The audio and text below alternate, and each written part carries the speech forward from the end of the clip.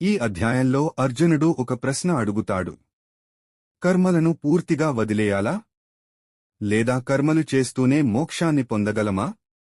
దానికి శ్రీకృష్ణుడు స్పష్టంగా చెబుతాడు. భగవద్గీత అధ్యాయం 5. ఈ అధ్యాయంలో శ్రీకృష్ణుడు కర్మసన్యాసం, కర్మలను విడిచిపెట్టడం మరియు కర్మయోగం, ఫలాపేక్ష లేకుండా కర్తవ్యకర్మ చేయడం, రెండింటిలో ఏది శ్రేష్టమో అర్జునుడికి వివరిస్తాడు.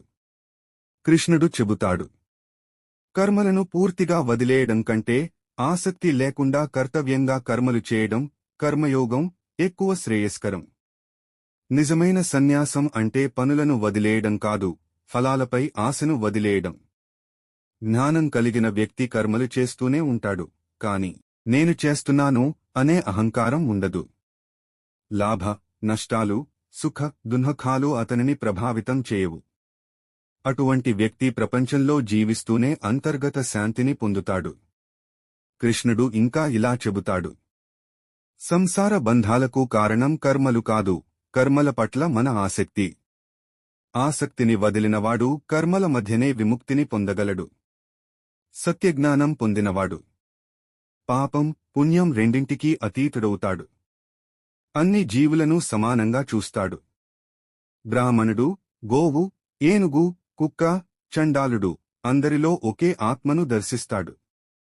ఇలాంటి సమదృష్టే నిజమైన జ్ఞానం. శరీర సుఖాలలో మునిగిన ఆనందం తాత్కాలికమని, ఆత్మానందమే శాశ్వతమని కృష్ణుడు వివరిస్తాడు.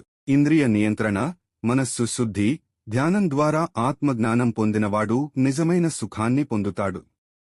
చివరగా శ్రీకృష్ణుడు చెబుతాడు, ఎవరైతే కోరికలు, కోపం, భయాన్ని జయిస్తాడో, భగవంతుడిని అన్ని యజ్ఞాలకు, తపస్సులకు అధిపతిగా తెలుసుకుంటాడో, అన్ని లోకాలకు మిత్రుడిగా నన్ను గుర్తిస్తాడో, అటువంటివాడు పరమశాంతిని పొందుతాడు.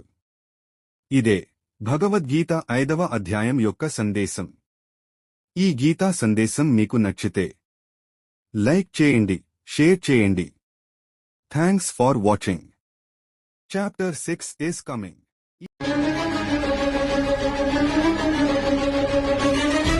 యదా యదా హి ధర్మస్య ఏ కాలమున గ్లానిర్భవతి భారత ధర్మమునకు హాని కలుగును, అభ్యుత్థానమధర్మస్య అధర్మము వృద్ధి నుండును, తదాత్మానం సృజామయ ఆయా సమయముల యందు పరిత్రాణాయ సాధూనాం నాశాయ చ దుష్కృతాం శిష్ట రక్షణ, దుష్ట శిక్షణ, ధర్మ సంస్థాపనార్థాయ ధర్మ సంరక్షణముల కొరకు సంభవామి యుగే యుగే. ప్రతి యుగమున అవతారము దాల్చుకున్నాను.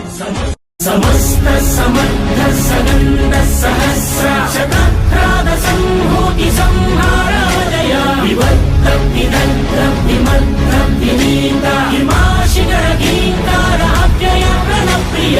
ఆరు చిచ్చుల మండె కపట బుద్ధితో మానవాళి బ్రతుకు మలుగుతున్నదా, ఏకపాదమై ఉన్న ధర్మమే ఇలా ఇసుక సేతువై కూలుతున్నదా. ఆధరణి కన్నీరు తుడిచేందుకు నీరాకతే వేచరా ఆసుర